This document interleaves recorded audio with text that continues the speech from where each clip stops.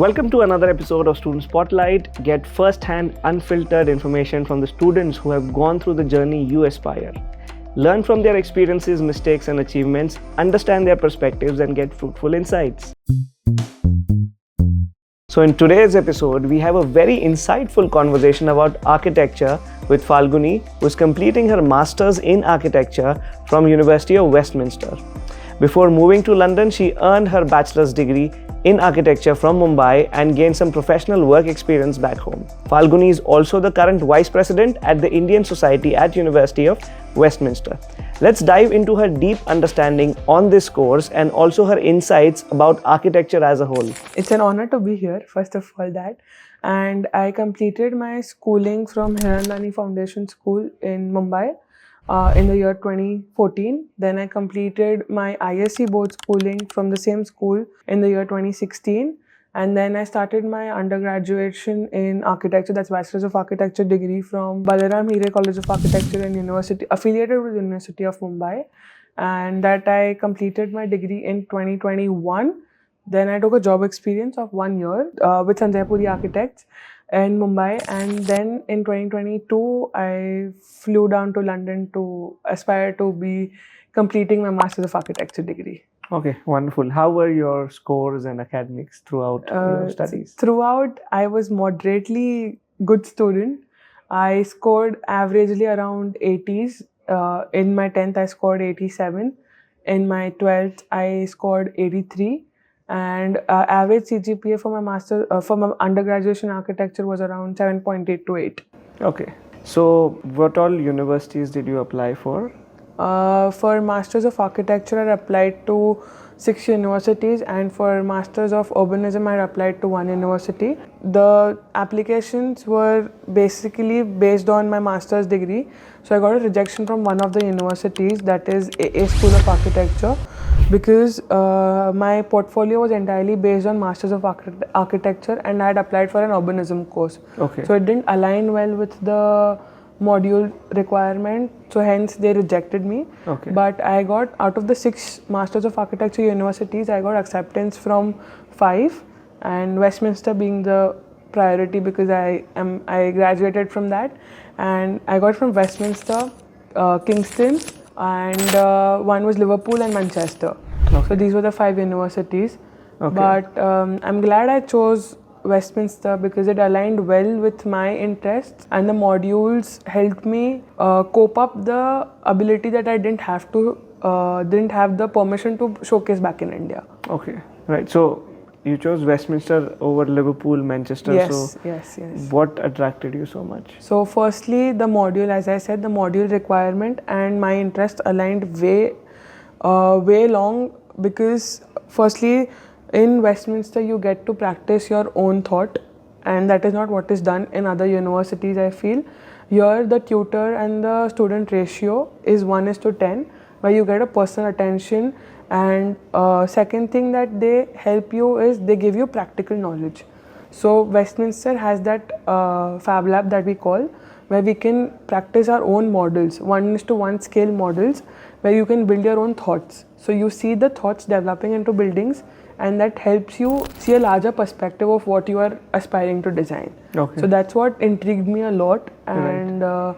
the facilities that Masters of Architecture has. And second thing, that the tutors they come around from very named and renowned architects, and you get to network a lot with them.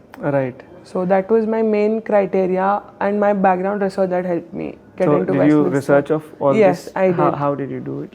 So the Westminster portal, the University of Westminster has a portal which has Open Studio named portal, which helps you access the tutors. Okay. So I connected with them on LinkedIn, and that's how I connected with my studio tutors of what they want from us and what I want from them.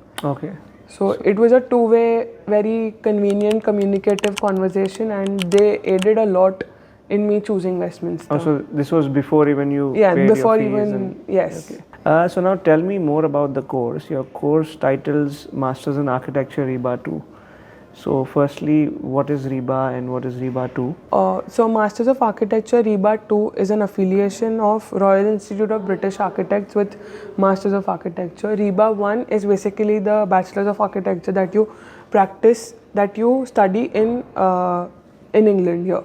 Whereas REBA 2 is Masters of Architecture, and REBA 3 is where you want to become an architect and practice independently in the UK.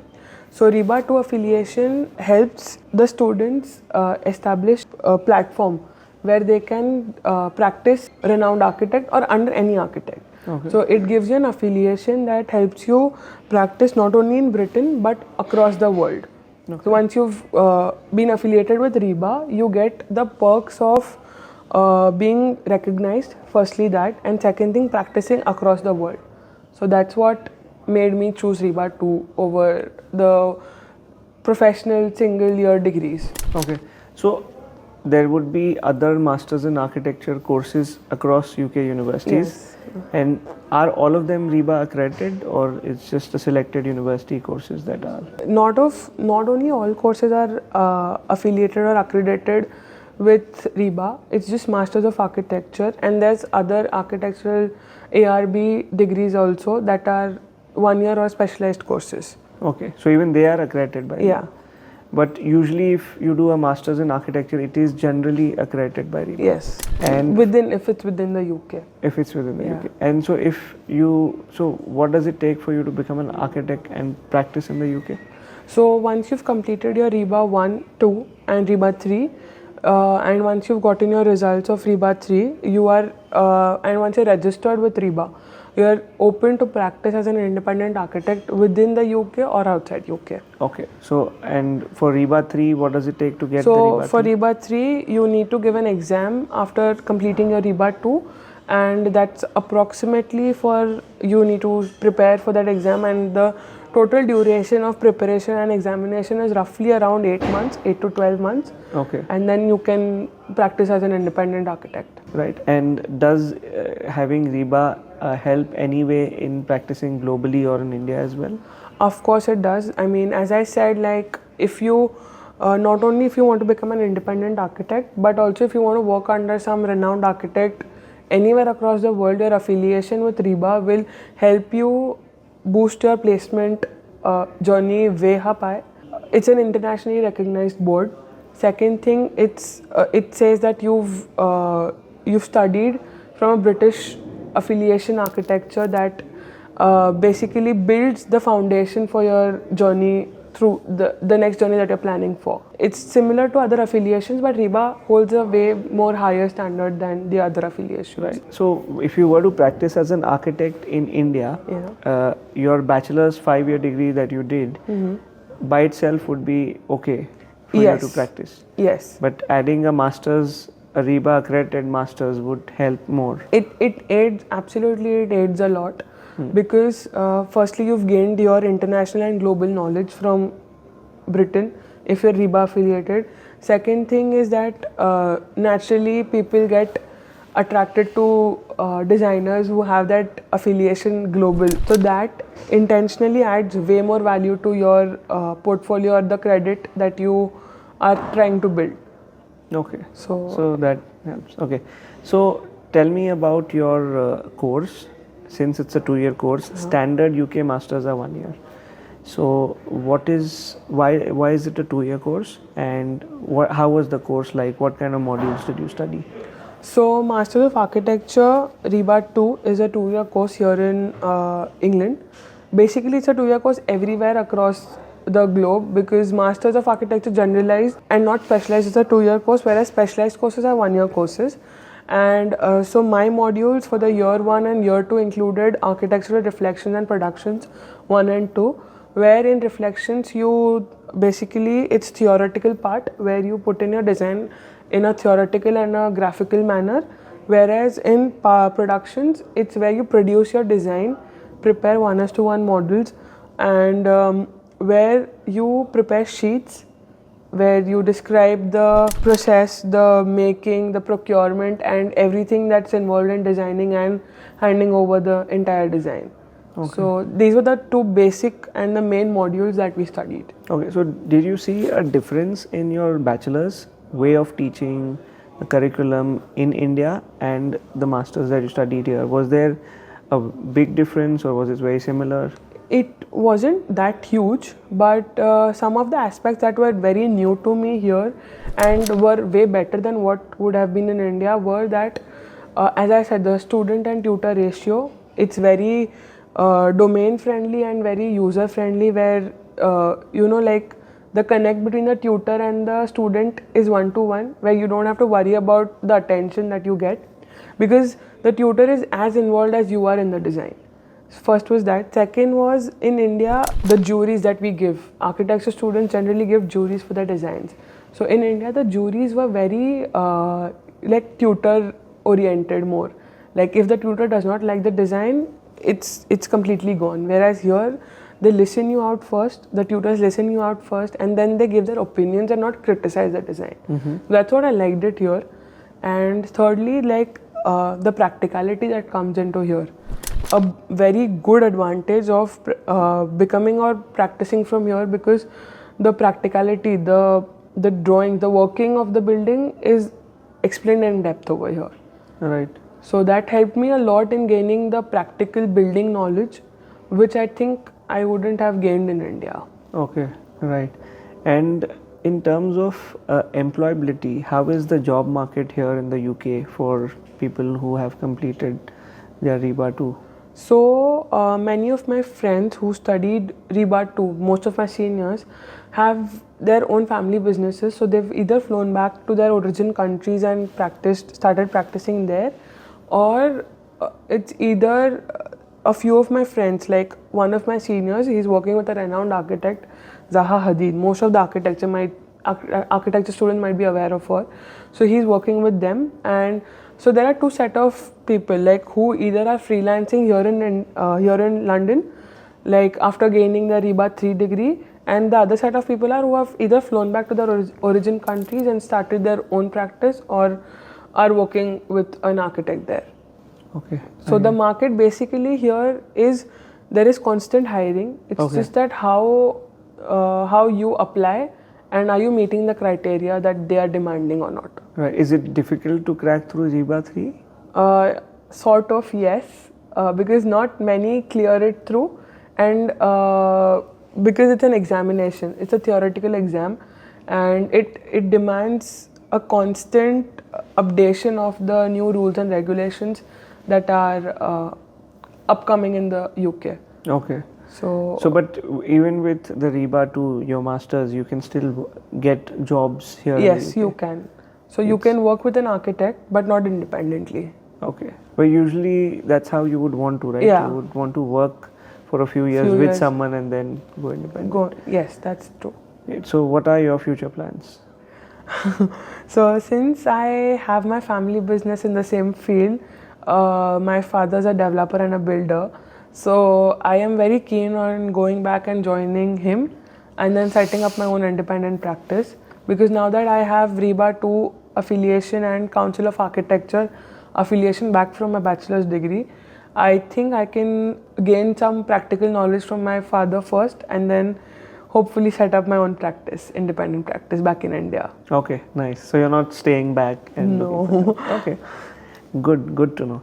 Any piece of advice you would want to give to students who are applying to come to UK or for architecture, whether it's a good place to be or anything else in general you would want to give them? So 100% nothing is better than British architecture, because it's the origin of architecture here.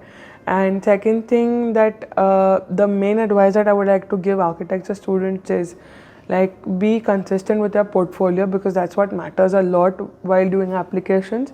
Because I faced a rejection because of my lack of knowledge with the course and the portfolio ratio. So I wouldn't want others to face that as well. So portfolio is a main aspect that comes into architecture, whereas other fields don't demand a portfolio, but architecture does. So keep your portfolio as precise and as crisp and updated as you can, because that's what matters at the end. Okay, right. And to get into top universities, do they look into academics, the scores, or it's more about portfolio? So architecture based portfolios value a lot more than the grades. Okay. So that's what is the acceptance of the universities, because grades at the end wouldn't matter that much, but your portfolio and your design aspects matter a lot. Okay. All right. So if you were to go back in time and change something at all, would you want to change anything? I would definitely want to be a better designer where I could produce better drawings. Not that I am not now, but of course, I mean, back then I was very naive and very new to architecture. So, probably better myself in designing so that I could present a better portfolio to the tutors and my peers. Right. Yeah, that's nice. it. And your decision to come to UK, study architecture, 2 year Westminster, all goes well, or Yes, it all fell into place because I had decided my timeline way back when I was in my 9th standard. It all aligned well, and I'm grateful to be here sitting talking to you. And yes, architecture fell into place, masters was done, and from Westminster University is all the more renowned, and the ranking has increased since the time I've seen it grow in the field of architecture. Okay, that's great. Now tell me, what do you do? Have you worked part-time, or you're involved in any extracurricular activities last couple of years when you were studying here? So within my first year of my Masters of Architecture, I had joined my university's part-time offer that was a carbon literacy project, where you get awarded a certificate also where you're a recognized carbon literate person, and that helps a lot in architecture because carbon footprint here in construction industry is way more. Correct. And being a carbon literate here helps you design certain places that help you decrease the carbon footprint. So that helped me a lot academically also, whereas it was a paid internship, so I got paid as well. So it was my part-time that I would recommend other students to do as well. Secondly, coming to extracurricular activities, I was in my first year of a Masters of Architecture, I was the Society Ambassador for the INSA Society, the Indian National Students Association. And in the second year, I was promoted to the Vice President of the Indian Society. And since then, it's all been good around bonding with and networking with certain people where I gain knowledge and exchange knowledge. How important was it, or how much of weightage would you give to your whole UK experience being part of the society? So being a part of INSA was always like being a part of the family, and majorly like I would dedicate all my 100% to it, 100% of my UK life to it, because INSA is a place that's given me networking, that's given me friends like family, and secondly it takes you places where you wouldn't even imagine. So, and especially where you organize events, and the happy faces that you see is very rewarding.